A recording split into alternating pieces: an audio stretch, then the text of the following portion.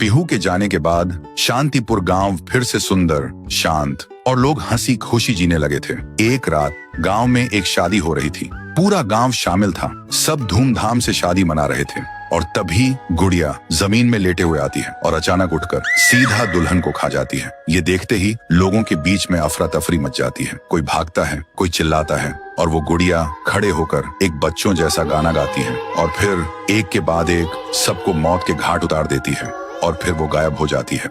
गांव फिर से कांप उठता है। सुबह सब लोग इकट्ठा होते हैं और कहते हैं वो भूखी लड़की वापस आ गई है। इस बार एक गुड़िया बन के लोग घुटनों के बल गिर जाते हैं और रो रो कर कहते हैं, हे भगवान हमें बचाओ। तभी गांव का मुखिया आता है और गुस्से में कहता है, चाहे वो कोई भी हो, है तो एक गुड़िया ही ना, आज रात मैं उसे खुद गांव से निकालूंगा। फिर रात के ठीक 2:30 बजे मुखिया अपने 2 चेलों के साथ गांव के बीच खड़ा होता है और फिर वही धुआं छा जाता है और वही आवाज, वो गुड़िया धुएं से निकलती है और सीधा मुखिया के पास चल के आती है। मुखिया कहता है, निकल जा मेरे गांव से, नहीं तो तुझे यहीं बिखरा दूंगा। गुड़िया हंसती है और कहती है, तेरे से पहले भी किसी ने ये सोचा था। और उसी पल वो गुड़िया बड़ी होने लगती है और अपनी पैर से तीनों को कुचल के मार डालती है।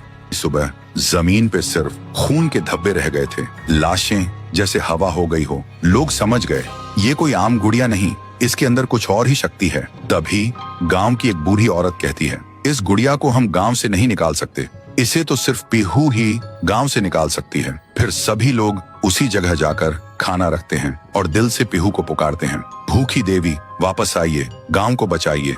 तभी जमीन से एक आवाज निकलती है पीहू, पीहू, पीहू। और मिट्टी से बनने लगती है पीहू। लोग चिल्लाकर कहते हैं, देवी हमें बचा लो।